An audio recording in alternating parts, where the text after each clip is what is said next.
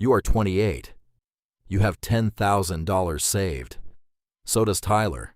Same job, same income, same rent, same apartment, same Tuesday. 10 years from now, you have crossed $100,000. Tyler has $38,000 and a very reasonable explanation. The difference was not income. It was not intelligence. It was not luck. It was one decision made at 9:43 p.m. after a $2,400 refund landed in your checking account. Tyler booked Lisbon. You opened an app. Nobody clapped. Nobody noticed. Nothing in the room changed.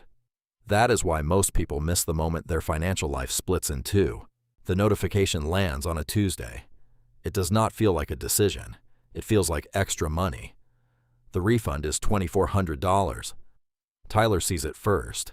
He texts the group chat. Lisbon? 3 people respond in under 4 minutes.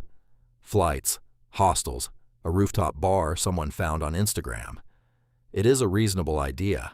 It would be a good trip. He deserves it. You open a different app. You move the $2,400 in. Then you go into the settings and find the automatic transfer. It says $230 a month. You change it to $500 a month.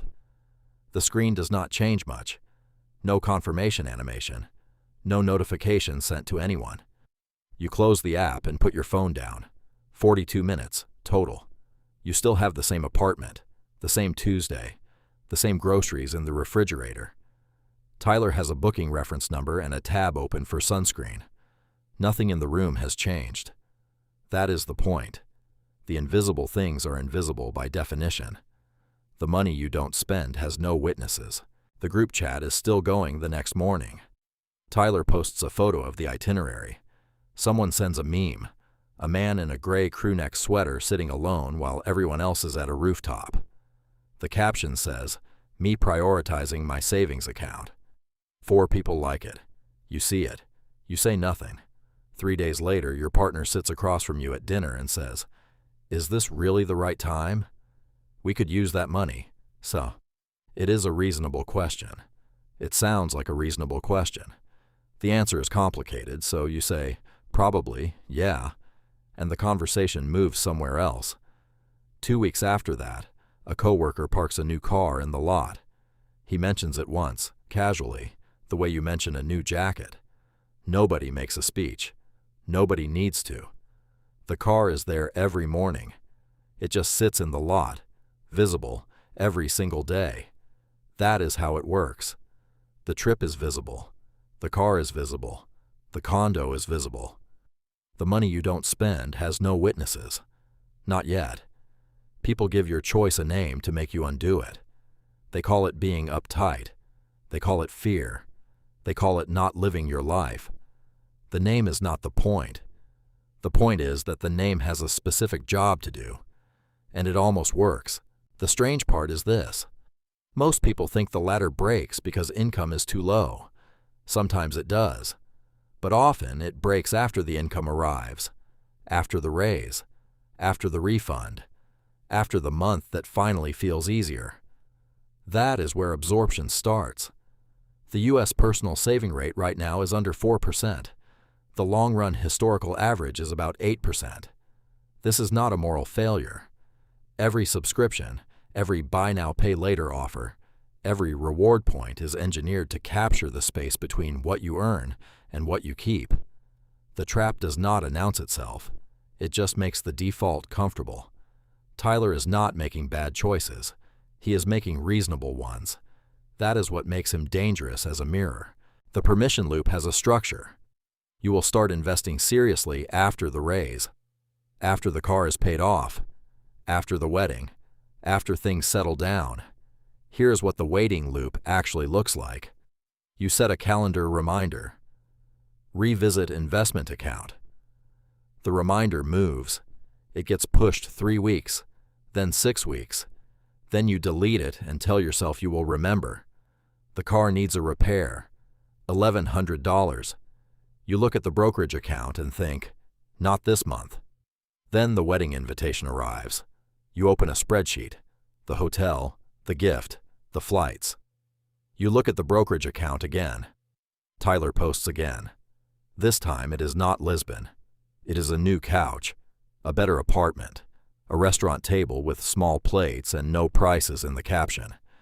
His life does not look reckless, it looks upgraded. That is what makes the waiting loop dangerous. Meanwhile, the median American between 35 and 44 has about $40,000 in their 401k, not $100,000, not close. This is not a story about people who failed. This is the median. This is what the waiting loop produces. You are not behind. You are the average. Tyler has a very logical explanation for every year. The car, the wedding, the trip that came at just the right time. The latter does not care about the explanation. The latter does not care about the reasons. The loop is elegant because it never closes. There is always a reasonable next obstacle, always a name and a logic you can explain to anyone who asks. Then the market drops. It happens about a year in. Double digits. Your balance reads lower than what you put in. The number is smaller than your contributions. The group chat is no longer talking about Lisbon. They are sharing articles, recession warnings. Time to move to cash? Tyler texts you specifically. You still in that thing? You open the app. You navigate to withdrawals. You type the amount. The confirm button is on the screen. The room is quiet. Your partner is in the other room. The number you typed is right there. You look at it for a long time. The feeling in your chest is the same feeling that closes the ladder for most people. It feels exactly like being wrong. It is very convincing. It feels nothing like a test. It feels like evidence. You close the app without sending it. Not because you were certain. You were not certain. You closed it because you had already made a decision about who you are. Withdrawing would not have been a market decision. It would have been an identity decision. And you had already made that one. The money you don't spend has no witnesses. And neither does the withdrawal you don't send. The proof is quiet when it arrives. Several years in, you sit at the kitchen table and open the quarterly statement. You read it once. Then you read it again. About $1,500 from growth that quarter. About $1,500 from your contributions. Nearly even. You almost miss it. Most people do miss it. This is the moment. Not the app download. Not the Tuesday. This is the specific, unremarkable moment when the ladder begins to carry some of its own weight. The portfolio is now depositing nearly as much as you are. You close the statement. You do not post it anywhere. There is nothing to show. Compounding stays quiet for a long time. Then one quarter, it speaks in numbers. 10 years after that Tuesday. Your portfolio is over $100,000, starting amount $10,000, $500 a month, about 7% annual return, held through a pullback and 2 stretches of doubt. At that level, the annual return at 7% is about $7,000 per year. Your annual contribution at $500 a month is about $6,000 per year. The portfolio is now depositing more than you are. Tyler has $38,000. He has a very reasonable explanation. The car, the wedding, the market correction he avoided, a few trips that were genuinely worth it. His life looked better than yours for most of the decade. It still kind of does, if you go by what is visible. Same job, same rent, same Tuesday, 3,652 days. That is the distance between Tyler's $38,000 and your $100,000. Not a smarter fund. Not a higher salary. One Tuesday night at 9:43 p.m., compounded by 3,652 days. The money you don't spend has no witnesses. Until year 10. The decision was never $500 a month. The decision was whether your money had to prove something now or build something later.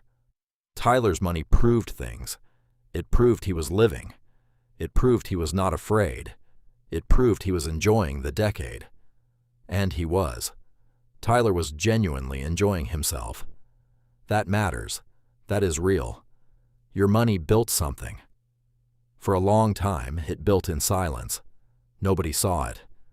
Nothing in the room changed. The spreadsheet was never the hard part. The hard part was funding a version of yourself nobody could see yet. Income opens the door. Identity keeps you on the ladder. Now here is what $100,000 actually means. Not the destination. The first rung where the base starts working. From here, the compound growth exceeds what you are depositing. The money is doing part of the job. If you keep playing the same game, the next rung still takes time. A long time. Saving $500 a month alone is not the engine for $100,000 to $1 million. At that rung, the game changes. The instruments change. The decisions change. You are no longer just choosing to stay in the market. You are choosing whether to stay on the ladder at all. The next rung is not a longer version of this one. It is a different one entirely. The ladder was always in front of both of you. One Tuesday is all it took. The next rung is already moving. See you on the next rung.